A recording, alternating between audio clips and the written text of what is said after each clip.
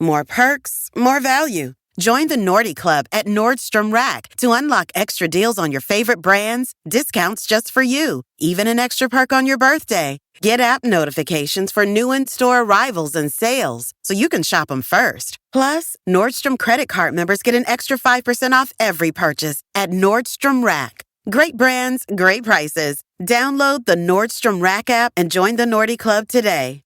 What is going on? You are watching and, of course, listening to Tags Live, a.k.a. Talk About Gay Sex, the live edition, where we're here every Wednesday night on the Crowdcast platform. This is episode 698. I am your host, Stevie V. In for Cody this week is the lovely and talented Teddy Alexis. How you doing, Teddy? Hey, I'm doing great. I miss you guys so much. We miss you. Don't believe that I am away not missing you. I'm missing you every day. I love it. And we are in good hands tonight with you always in there. So we've got some hot topics. We are in front of a live virtual audience. I see some of you. So we will continue. Hello, James. Hello, Colby. Hello, Diego. A bunch of you I see coming in. Keep the comments coming all hour long. But it's time to get into sex talk. You've heard of TED Talk. Well, this is Sex Talk. And our first topic is ramping up your sexual repertoire to please your partner, when it all stemmed from a Redditor that asked the question, hey guys, I'm in a new relationship. I'm 51, he's 28. We've been seeing each other for a couple of weeks. We have had multiple overnights in just 2 weeks. We're getting along great outside and inside the bedroom so far, much better than I expected with the age gap. We're going to talk about that age gap thing too. He's into some sub stuff, dom sub stuff, and has brought up a few things like wedgies, spanking, calling him fag, cocksucker, and even broached the idea of adding a third at some point down the road. He wants to be used a little bit in the bedroom. I would say this is definitely not natural for me, especially the verbal stuff. Last time I stepped up some little things like pinning him down, grabbing his neck, chin for kisses, telling him when a blowjob was okay, doing some wedgies. The verbal and spanking stuff worries me. Definitely not natural for me. And I feel like I'd be performing some bad porn scene. I kind of like the idea of some dom, a way to keep things fun and fresh. And he has a natural tendency to want to take care of his partners and make sure they are safe anyways. Any tips on getting into the dom role? Any good one-liners? And this just brings up, Teddy, a whole slew of topics. We can talk about his situation, but also when you're with a partner that you're totally into and you realize they might be into things. Let's just say you're with a partner and you discover things, and that's half the beauty of being in a relationship. I'm going to go through some certain things that we could talk about, but what's your first thoughts on his relationship? And he shouldn't be worried, should he?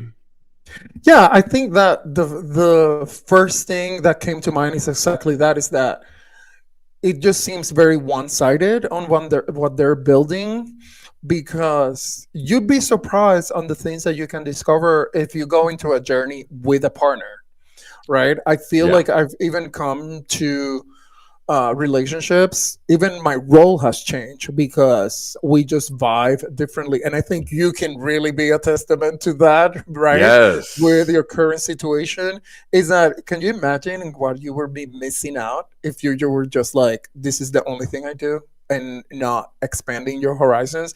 I think instead of trying to play it into their narrative and what they need, you should come together as a unit, two people coming as a unit, and kind of discovering those things. And if eventually you want to play the dumb and the sob thing, that's fine. But it has to be together, not just one person dictating everything. And I just feel like people have this narrative and they just want people to participate in their narrative, and they just want them to play a character. And that's not the way relationship works. I think that there's just two people trying to please each other, and doing new discoveries together. Well, the interesting thing about this is one of them's 51 and the other one's in his late 20s. And so the younger one is somewhat dictating what he would like to have in this relationship. But it's a good opportunity for the elder one to educate his younger partner that essentially, hey, I want to tell you things that I'm into too, and you need to have some patience, but that I would be more than happy to try some of these things, but it doesn't have to be performative either. And it can actually be, the age gap thing is a whole thing too, because as you were basically talking about in my own relationship, for years and years, I was always the more bottom person. And I enjoyed it. Person. That sounds hilarious. The bottom roll. I know, the bottom roll. And I enjoyed it for so long, and I'm a really good bottom, and I can still bottom at any point in time. But in my current relationship, I'm more the top, and Diego was more the top in his past relationships.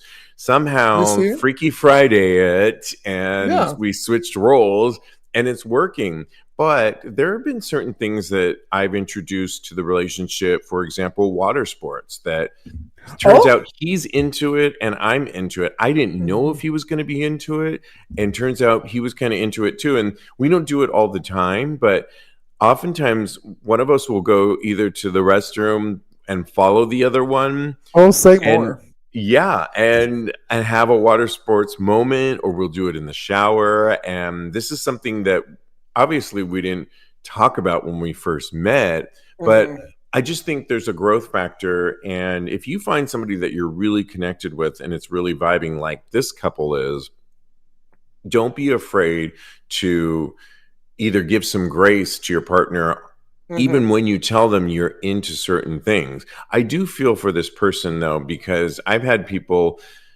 that I've dated in the past that say, oh, I see you wear all this leather and I thought you were going to be more dom.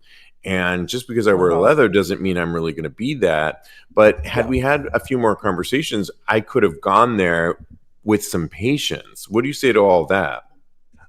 Well, do we think they're vibing 2 weeks in and the guy has doubts and things? I mean, seriously? The first 2 weeks I couldn't get my hands off any partner that I ever had. So I don't know if they're vibing. I just feel like he's actually playing it into a narrative, and they should come. I don't know. They should play more. Yeah. That's because it only seems that that's the only thing that they're like. He's like, I'm dominant. I want you to dominate me, and I want you to dominate me more and more and more. And it's just that. And I understand that itch, but also you can be pleased in many other ways. And I'm the same as you. Even though everybody has their own preferences, I've been in a relationship where I'm strictly top, right? And you know that I love bottoming. And I've been completely sexually satisfied. So I don't want to limit myself to one narrative. Let's open up the conversation to being verbal in the bedroom, where a lot of people, we've talked on this show with our co-host Jeremy, a lot of us live in small cities where the walls are paper thin and you can't really afford to be verbal. There was a story that I was listening to recently about a TikToker, and he was telling the story on he can't really be verbal where he lives, but somebody lured him into this space that was so hot that they were free to be verbal, and he was free to experience that. How do you train yourself to be more verbal in bedroom without it feeling awkward? Was a question I recently asked to some friends, and they said things like, start outside the bedroom. Try talking about sex when you're not in the heat of the moment. A lot of people maybe aren't having these conversations with their friends, even reading things like erotica or listening to, there's a lot of people don't realize there's a lot of autoerotica out there that can help you hear examples of sexy talk, find words, ease into it slowly. So this one I really liked too. When we were talking about this, you don't need to jump straight into elaborate dirty talk. Start small with moans, sighs, or short affirmative lines. Things like don't stop, that feels good. I love it when you do that. I think a lot of people think they need to mirror things like a porn movie, and these aren't lines you're reciting. These things need to feel natural. But there's all kinds of ways that you can practice. What do you say to, are you a fan of, if somebody really wants you to be a dom and have that verbal talk, how do you introduce that to make it feel natural, and so that you don't end up feeling like this is so awkward and I'm looking at myself above and this is ridiculous? Right. Well, I think it's all comes down to communication. I think that when I'm being verbal, it's about to convey a message, and you cannot be. This is what my belief is, and obviously you can disagree, but you cannot be verbal just for the sake of being verbal. I feel like when you're verbal, you're trying to communicate something, right? And within the realm of sex, and I disagree that whatever you live. You can do it. There, I play my Pandora loud, and we can do it whatever. And I live in a four apartment unit that was built in the 50s. Hey, And okay. that doesn't limit me from being verbal with my partner. And there's always a cheap motel somewhere that you can take people. So that there's no limits to this. But I think that if you're matching it with something that you want to communicate, Yeah. is gonna come naturally because you're communicating that, as opposed to that. Like if you're looking at porn, that's all. It's a script, okay? Believe it Yeah. or not, that's just like they're just acting. So I can just like be like, give it to me, and I'm like topping. Like I don't, you know what I mean? You know what I mean? It just has to Yeah. be intentional on what is happening, and don't try to start on like very hard. Just like build yourself up, right? From one side here and there, one word here and there, and then you'll see again connecting with your partner. Here's one thing that he said in the Reddit thread that I really captured was, he says, I have a natural tendency to want to take care of my partners and make sure they are safe in any ways. That alone, that statement alone, is something that is a dominant role thing you want to take care of. I would say, work with that angle of it. That if you want to be the, not provider, but you want to take care of somebody, that natural tendency that you have can actually be parlayed into dominance and a whole role play. I also think that you can do things like you can create up scenarios too. Hopefully you're exploring this relationship, this newfound relationship, and you can explore things like, let's do a little role play. Let's have, you on all fours, and let's pretend like we just met, and I will come up at a certain time and find you on all fours and create a whole scenario on, or I captured you in the act kind of thing, where I captured you masturbating and I'm the older brother role play thing, or the step brother. Let's do that one. Yeah. Where I think you can do these little scenarios, you're an actor, you're a director. Oh my goodness. I was a former actor. I mean, those things, when I was in the Groundlings back in the day, are all fun scenarios that you can create. You should do this in the bedroom as well. What do you say to that? Yes, and right. Yes, and. Yeah. Well, yes, I mean, right. Yeah. we have to actually. Well, if we explore what is happening here also in terms of the roles, is that it's really onerous to the person that is the dominant, right? Because it's all left on him to, like, what is it this like sub person doing? You know what I mean? Right. It's just waiting for you to, that's why I think the frustration is coming from, because he is not communicating what he wants, and he's putting the person on that blast is not him and pressure on the lead. It's like, Yeah. I'm sorry, with this, is this like some like is this Clue? You know what I mean? Yeah. So It's a give and take. absolutely, and it's interesting what Bryce just said in the chat, where Please read. I think that's what is happening with him. Well, Bryce says, this is one of the reasons I struggle with hookup culture. Upon meeting someone, it becomes evident that they have been boxed into a role. If I burst that fantasy bubble, the guy sends me packing. And I think that's what's happening with this couple, which is that the person is kind of trying to translate what they've been going through hookup, because I know hookups is very transactional. You literally, it's like, I want this in this position, and then you go home. When you're with a partner, that's a different thing, right? Because Yeah. we're talking about being more expensive about the time that you're spending with them. So you actually have to meet some of their needs too, right? So, and they not necessarily are matching exactly what you want. You bring up a great point that right now would be a great time for him, the one writing in, the 51-year-old, just to basically say, okay, but this is a give and take. And Cody threw in, he knew what we were talking about, and says, I love when there is safety in a relationship to explore. It takes a lot of vulnerability, and that's two ways.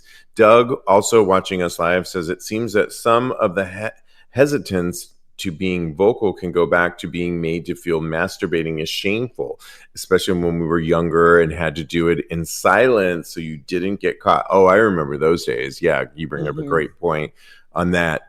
Yeah, before we wrap this up, because we've got to get onto our next discussion, sex talk. You heard a TED Talk, sex talk.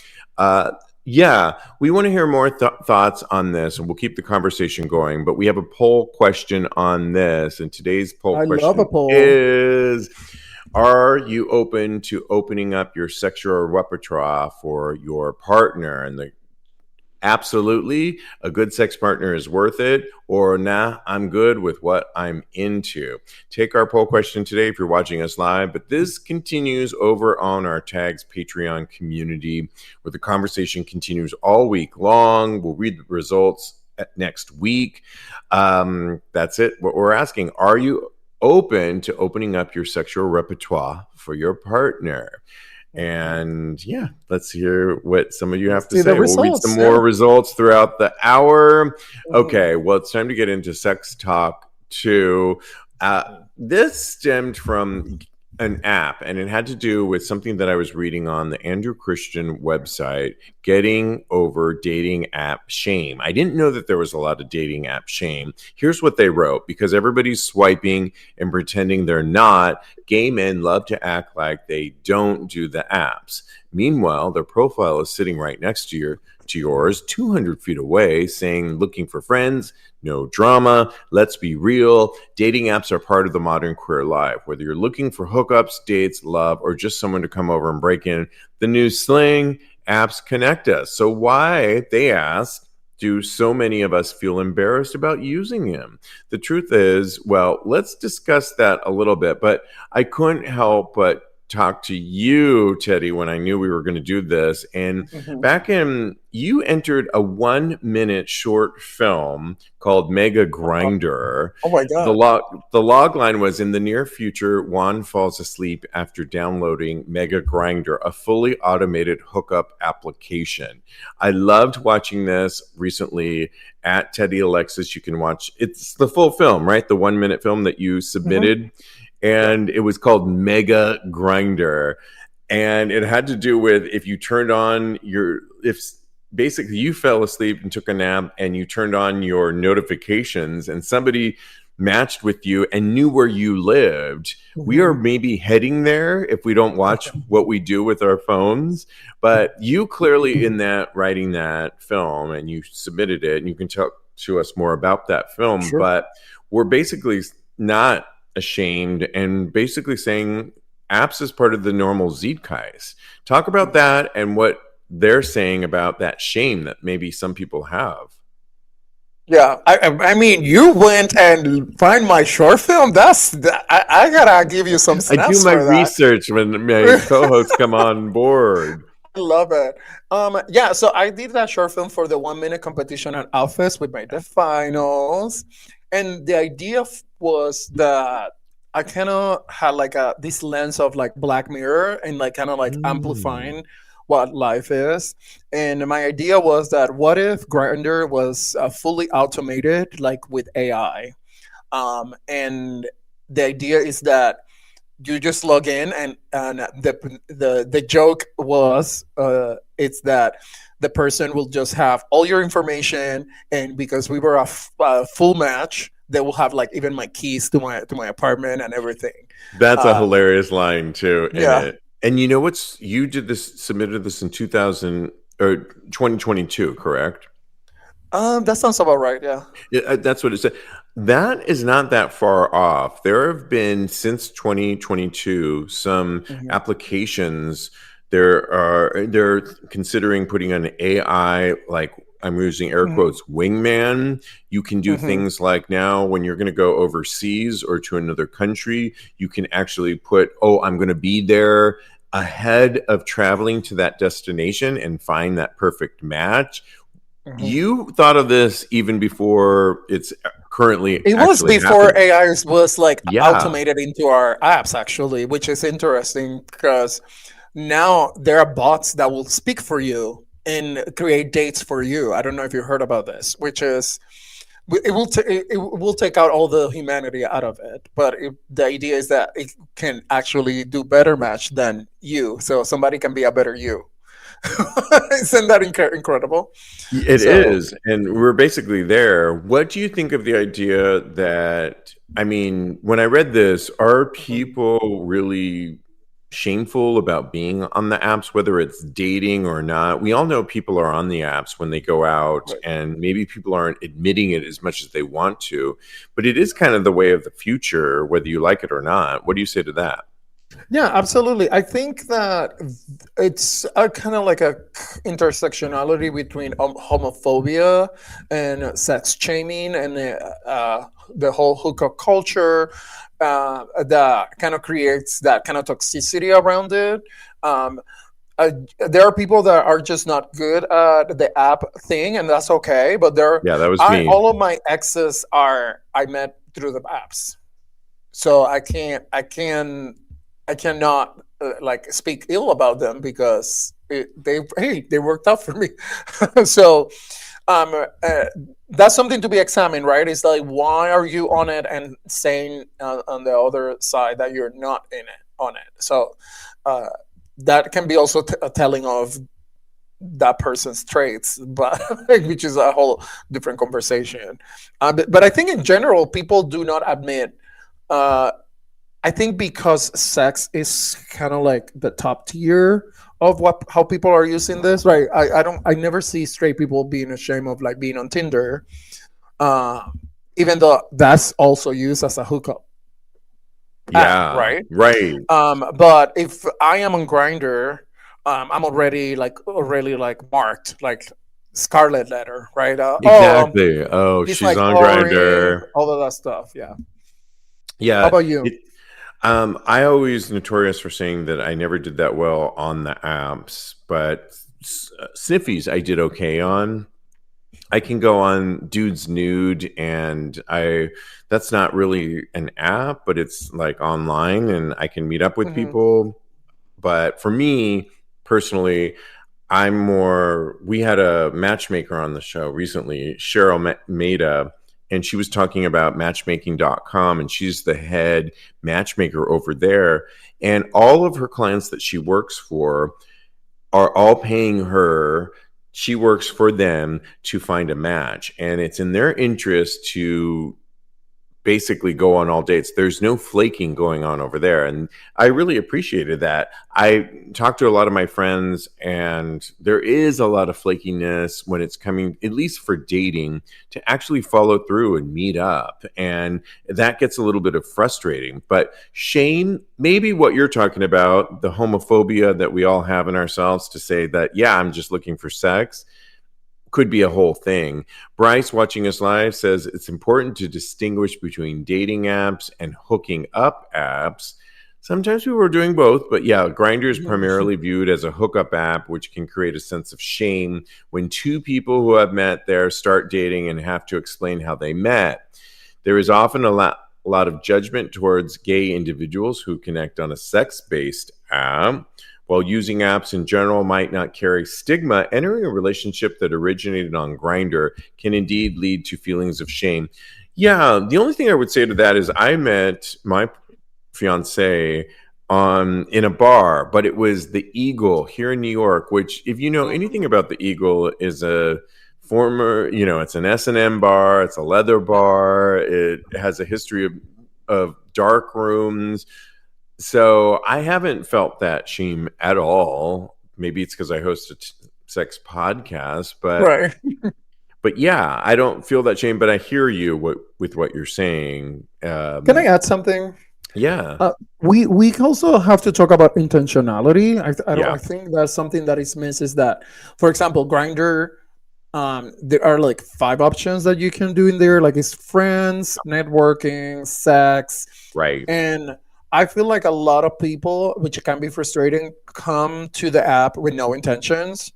Yeah, right. Or Meaning what they it's just really like I'm want. up for anything, and that can be frustrating for people that actually have intentions, like I want to date or I want to hook up, and in these big cities, it's kind of like one of those things that it can be frustrating because there are so many people. So you're really just a number to people, right? Even though you're a Yeah, person, right? of course. But to other people are just one of the hundreds or thousands or even millions, right? LA is there's 40 million people Yeah. Oh here, my gosh. New York City. Yeah. right?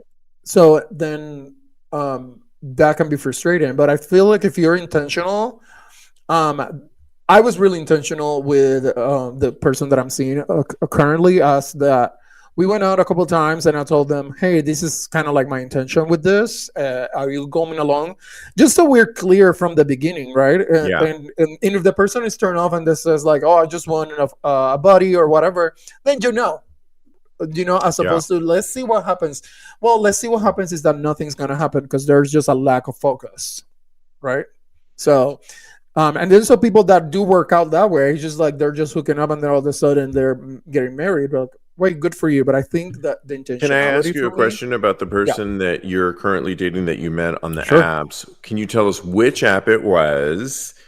And were you looking for a relationship in that situation or Interestingly enough, it was on Scruff. I do way okay. better on Scruff than Grinder.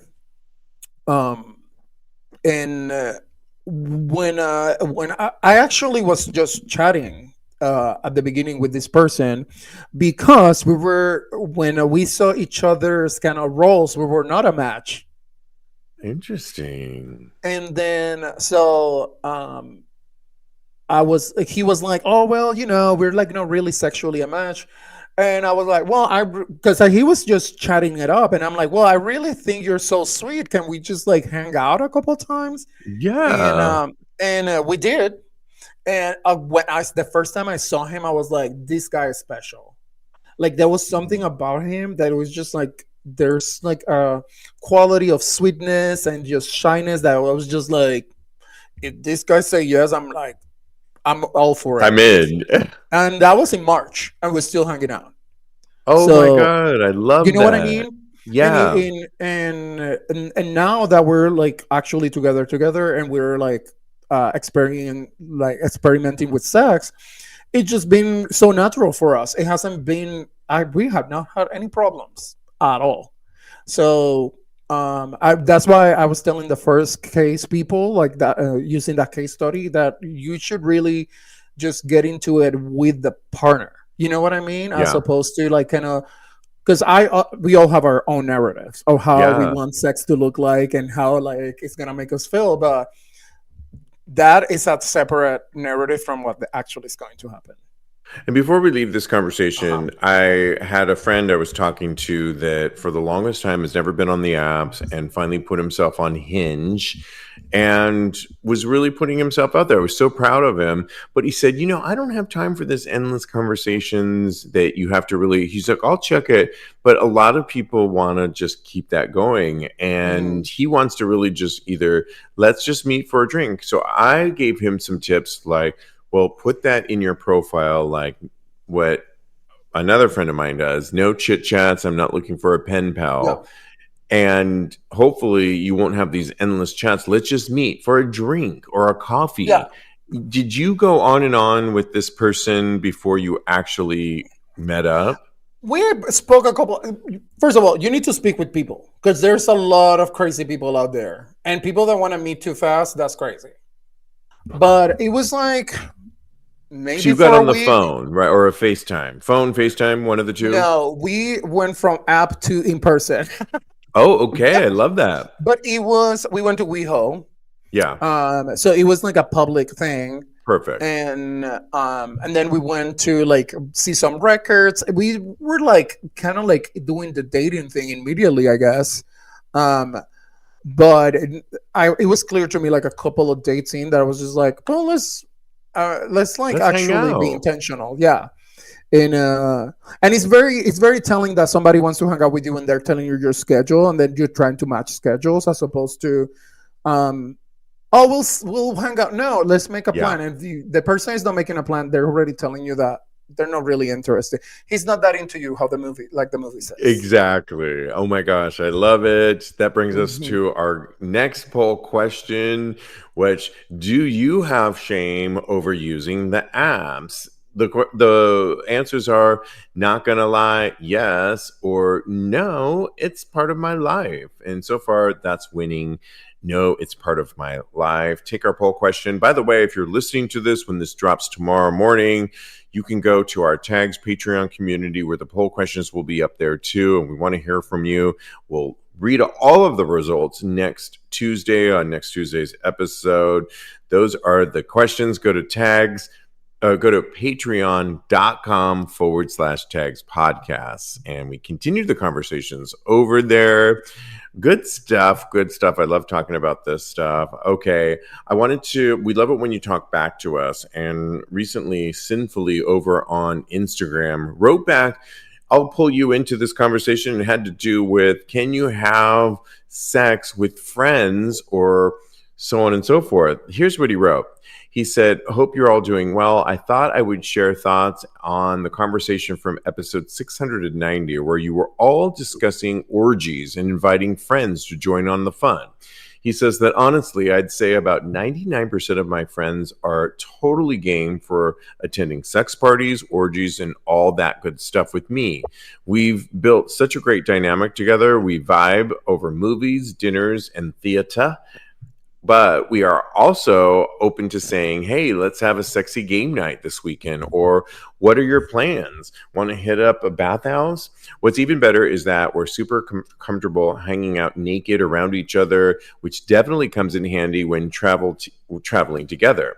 Whether it's hitting up nude beaches or exploring local bathhouses or dark room bars, it just adds to the fun when you can explore these spaces with good friends. I always say, if we're sharing a room and I have to sneak off and change in the bathroom, then we probably won't click. I truly believe that it's totally possible to have strong, connected friendships that also embrace sexual adventures. Just wanted to share his perspective. Thank you so much, Sinfolia. We always love hearing from our listeners on past topics. And this was interesting, Teddy, because we were kind of 50-50 with the host. Cody was, I've gone to a couple parties before. We go in different directions. We've gone to the nude beaches before. We're totally fine being naked together. I invited him to Cody and Diego came, of course, to my neighbor's dinner party. And there was it wasn't that kind of party, but there was some flirting going on. We've played, Diego and I, with my neighbor before, and it's a lot of fun. I'm okay with that. We had our other co-host, Lincoln, that said, oh no, my friends are my friends, and it's just not, I can't go there. And everybody's been sort of, how do you weigh in on this? Could you have a group of friends, or do you have a group of friends that you could play around with, be naked around, have naked game night? Or Yes. yes. The answer is yes. I love it. Well, I think we've gone to like sexy places together, you and I, That's true. and Yeah. Cody. Oh, that's true. Yeah, right. So you know the answer. Have had a couple of friends in the past. We all been single, right? So that's like a different kind of dynamic. But it's always gonna depend on the friend, right? There are people that are more conservative. I had friends that we can go to like a bathhouse or a sex party together. Some of them I play with, and some of them we haven't. So it just depends on It's all going to depend on the relationship that you have with them. I think it's very advanced and great. And it's an embracing also of our heritage as Our LGBT history, people, right? right? Yeah, it's kind of Because like our history. Greek, Roman culture, that was all about men kind of like embracing each other's sexuality and even guiding each other through their sexual desire. So I'm always down for that, right? And the rules are gonna change a little bit when you get into relationships and what the boundaries are with that. But I love me a good friend that is also down for sexy time, for Yeah, sure. me too. Especially as I've gotten, I think I used to be a lot more prudish back in the day. And I just think as I get older, a lot of those walls and those things that I had built up for years and years, and we all have those walls, have really come down. And Diego's one of his missions someday is to go to Burning Man. And we all know that Burning Man just concluded a few weeks ago. And I was told that at Burning Man, this is just from one friend, but I can only imagine there was more, that there was several orgy rooms and happening on Yeah, premises. And I would just think that it's so much more communal in an environment like that. I don't know that I want to do Burning Man ever, but I think right. he should do it because it's part of his thing. I'm a little bit more glamping type of person. I'm just like, I don't want to get lost in the woods on purpose. Like Yeah, that's well, the it's the vibe that I desert, get. but yeah, You know what I right. mean? Yeah, right, exactly. Yeah. Uh, yeah, I need some air conditioning and a little bit of a trailer, a nice trailer, and a Yeah. shower. We should But come up with like a Burning Man, but it's like, I don't know, like in a hotel or something. oh We need like a yeah, branding for that. a new We're, version of it. mm, Yeah, modern mm, version of it. But yeah, absolutely. yeah. Let us know. I haven't checked the comment section where everybody. Oh, has anybody said anything?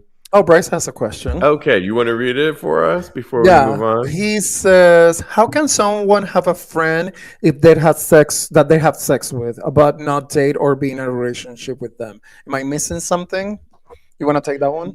How can someone have a friend that they're had sex with but not want to date or I think sex is sex and Mhm. I've had sex with people that it was what it was. We were feeling that moment. Men are so cerebral and tactile and then we just ended up being friends though, not Yeah, it wasn't they were always going to be a friend and not somebody that was going to be more than that. But it was fun how we right. kicked it off with a bang. I have a little bit of a different take because I have a sex with friends that it's not like a relationship, but it is a relationship. Friendship Yeah. is a relationship, by the way, and it can be loving, but it Yes. not necessarily has to be amorous, or it doesn't necessarily have to be within the relationship of a couple.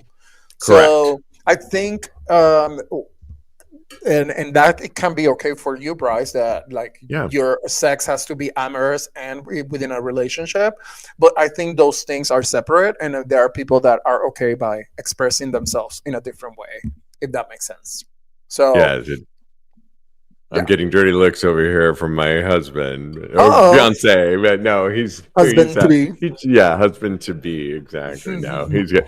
Thank you for those questions as always. And real quick, if you want to subscribe, we do a weekly newsletter that just gives you up to date. If there's anything new going on, you can go to our website, tagspodcast.com.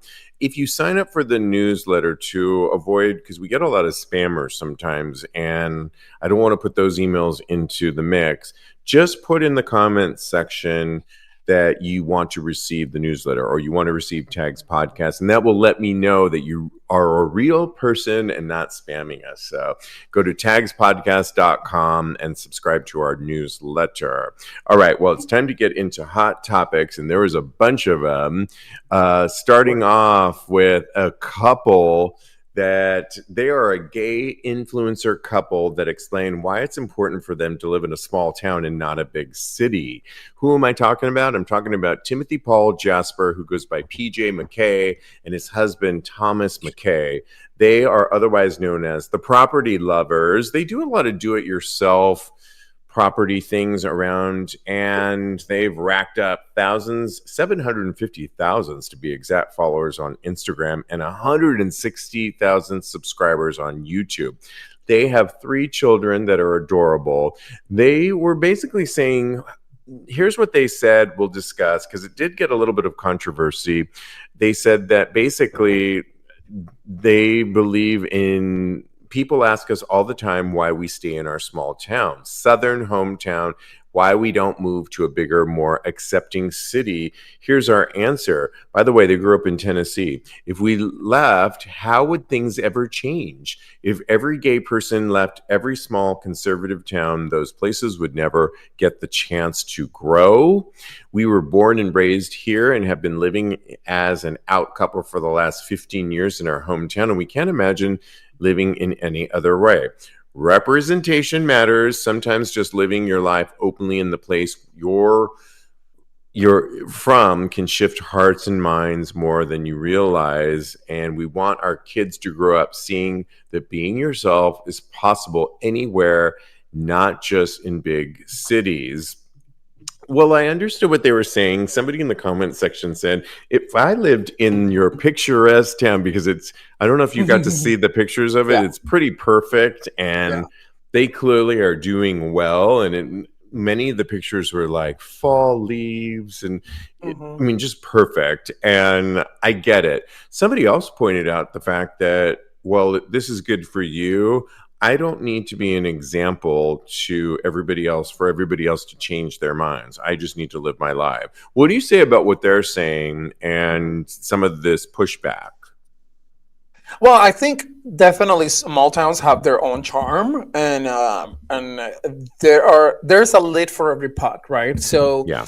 I think that I love that. you're going to find what your needs and your must-haves are, and then that's gonna dictate where you live. Also, it's going to depend on working. For me, I like a small town, but I couldn't find work, so I decided that, well, maybe if I move to a big town, I can have opportunities, which it was exactly how I thought. So I'm able to make my living better in a bigger town. But I've lived all across. I live in small towns, big towns, medium towns, and everything will have their own charm. And it depends on what you can and can't live with. To me, as long as I have a door that I can close at night and a warm bed, I can live wherever. So I don't mind traffic. I actually like being in my car, and the opposite, I like a short drive too. So it's just, for me, it's not the best person to ask because I don't have like really hard lines on those things. But I just think that if it depends on what people need, like what kind of communities they need, and all those things are going to count towards their decision. But I don't put down any town. Like New York City has their own charms, just as Lubbock, Texas will have their own. And yes, I lived in Lubbock. That's why I can say that they will have their own charms. Yeah, I think what they're doing and their messaging, I think they were pretty careful on how they worded it, knowing that there was going to get some pushback, and there was. I think for them, they grew up in this town and it's lovely, and that's how they choose to raise their family. And shout out, not everybody wants to be an example. I, for one, have been going back to see my mom where I grew up in Fremont, California, and it has changed from when I grew up there. When I grew up there, we were one of the only brown families in this town. Now it's shifted, interestingly enough, to more Indian cultures and Middle Eastern, which is more ethnic in different ways.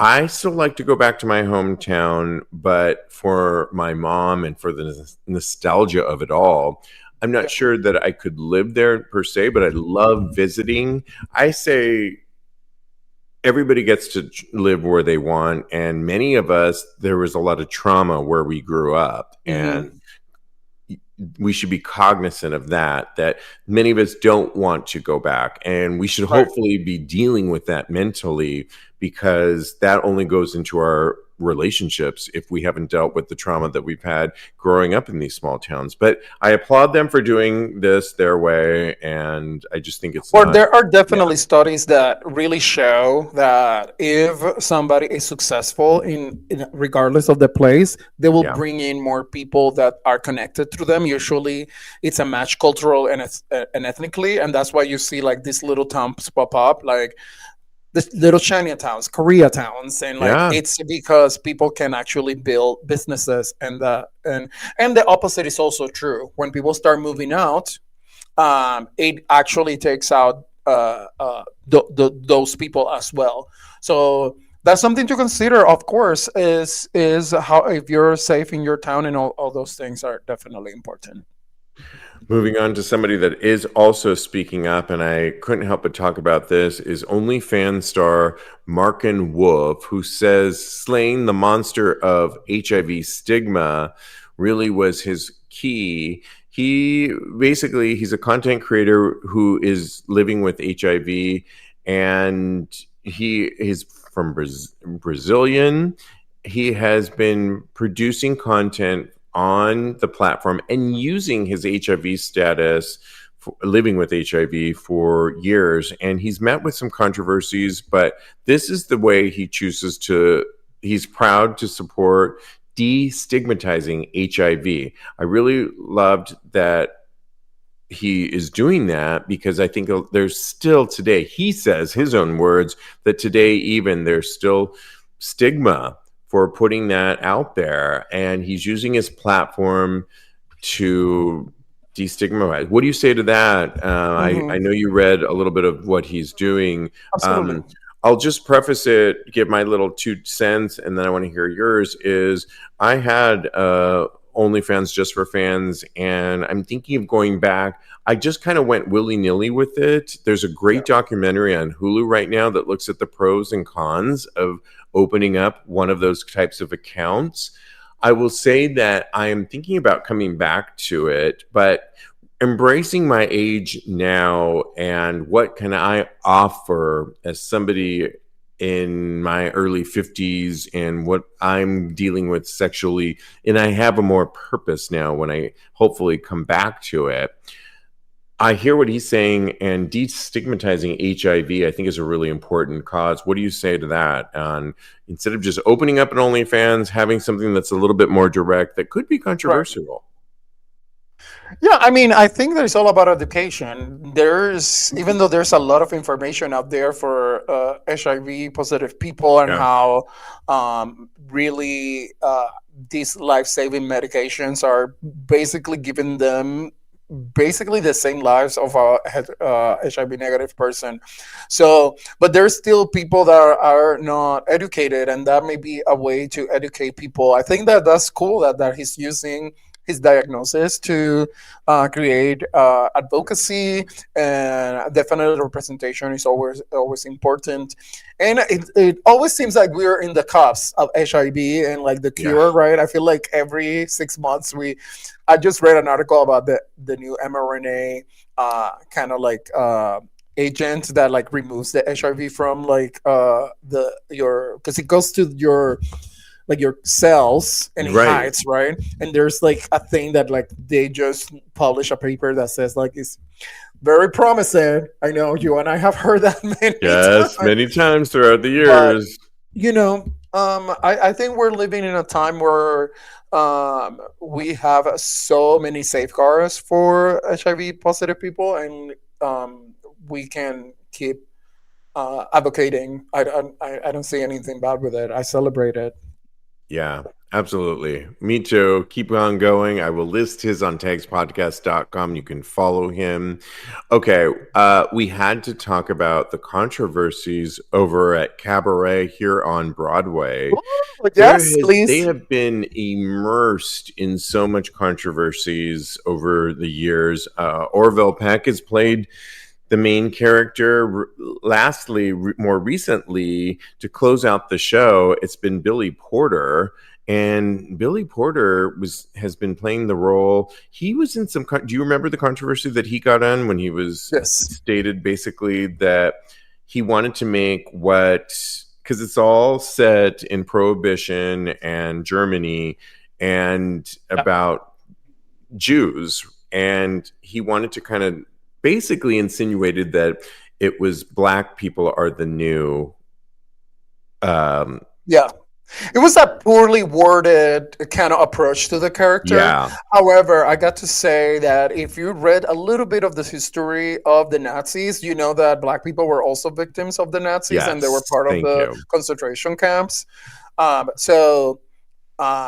Whatever.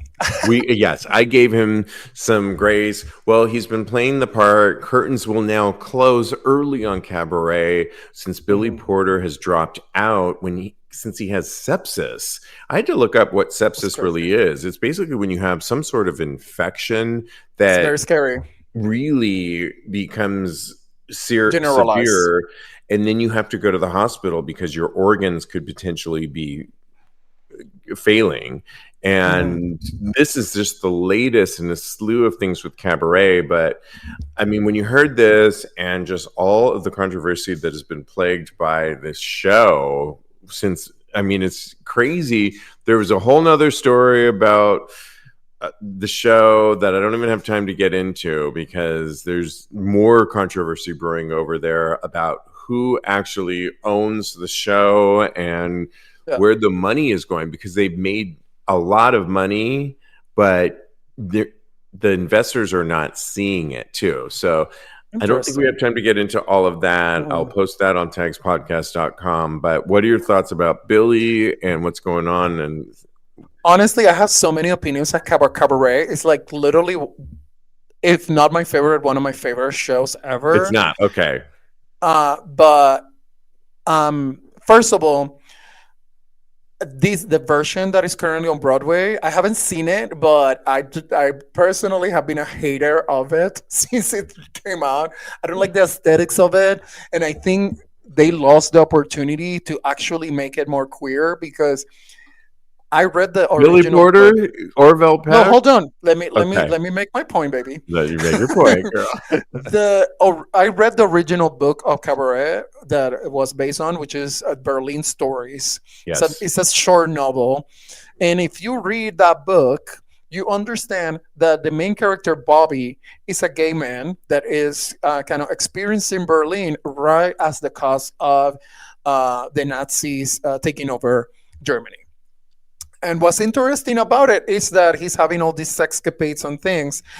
Broadway, when they take it over in the 60s, they just make the character straight. And there's like a little bit... Yeah, they just literally like really put it like really like straight. And there's like a little bit of a gay kind of like overlaying of it, but it's really not if you really have watched the show. And I watched it with Alan Cumming, and I watched it many times that has been produced locally. And I think that was the opportunity that they had because when they do a professional restaging, they actually get to rewrite the show. That was a wonderful opportunity to actually tell the story of the original and make Bobby gay and like see what he has, because he doesn't really have a relationship with Sally. Sally's a bitch that he actually has to kick out of his room, like the actual story. So I'm like, why are we just redoing this kind of bullshit for 2025? And then all the controversy that has come with it is just a big eye roll for Dr. Teddy. I'm sorry. But Dr. Teddy, you are right, because I think that this new iteration of the controversy is basically suggesting that where's this money going to and who ultimately controls. There's so many companies that are controlling Broadway, and ultimately what goes out there, that what we see on Broadway could be controlled by a few select companies. And Broadway's always been about telling our stories, and if they're already dumbing it down like you say, that's the whole thing. Doug, watching us live, says, as a Jew myself, I don't think Billy meant anything harmful. Maybe it was just worded a little awkwardly, and I agree with that. But we were discussing that. Yeah, absolutely. Yeah, but at the core of this, we just wish Billy Porter that he Oh my is God, healthy, yes. because sepsis is a whole thing that probably takes you into the hospital, and we're just hoping that a recovery that is healthy and he's going to be good. So, thoughts and I prayers. would have loved to see him actually play the MC, to be honest, but Me too. It would have been like brilliant in many ways. I think we probably have time for one more. Well, we just have to shout out to the VMAs, where Sabrina Carpenter killed it with her VMA performance, bringing out drag queens from Drag Race and trans rights to VMAs.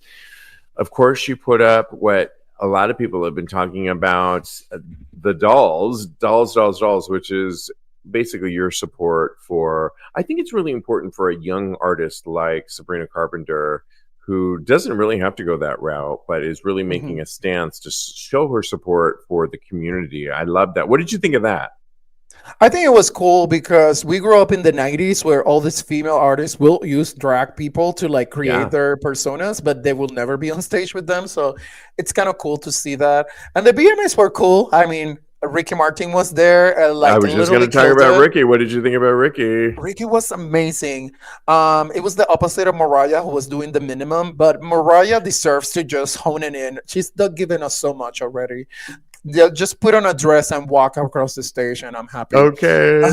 I know Cody would agree with you on that one. I love it. Yeah, they looked fabulous. And I just think to have Ricky choreographed by Jamie King, who's done a lot of Madonna choreography, I think he killed it. Yeah. Sabrina Carpenter's killing it. And to show that love and support that we really need right now, as well as people like Lady Gaga, who's shown all of her support for our community, is really important, especially in times when we need it. So we need kudos to be more together, to them. for sure. Absolutely. I think we have time. We do have time for Thirst Trap. I'm putting it in our chat right now for you to vote. Bryce says, I love you, Queen Mariah. Okay. And he wants to cast me in Cabaret, which I am. This is my dream role. I've never done it. So, my God. Please. Yes, bitch. Absolutely. Come on. Let's get in the working table for that. Okay. Well, Thirst Trap, produced by Straight Up Gay Porn, asked the question, out of these 12 porn stars, who took the best photo of the week? It's our job on an audio podcast to vividly describe why and how they get our vote. And you can vote on this one too. Go to tagspodcast.com, or better yet, go to our Tags Patreon community. Go to patreon.com/tagspodcast, and the voting will begin over there. Who did you pick and why?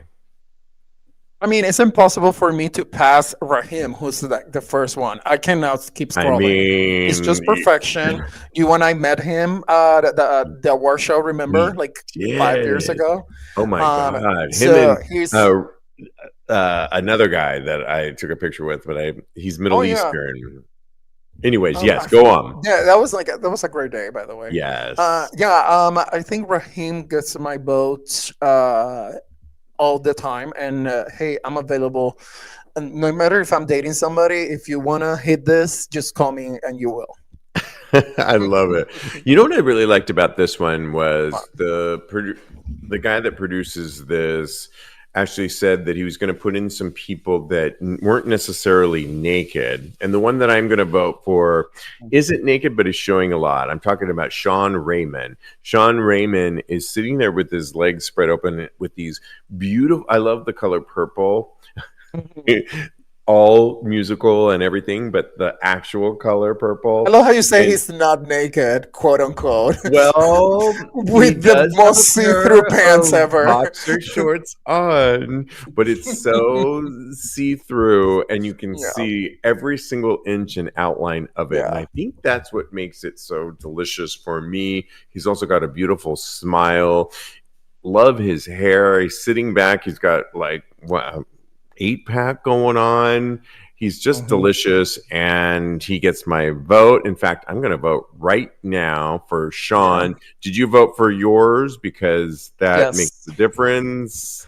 Doug is voting for Texas Twink, which is this really cute white twink that is kind of like with his legs up, and you can see his feet and his hairy haul. Oh, I love that one too because I love feet. So yes. Bryce is also voting for Sean Raymond, so he has 2 votes. Go.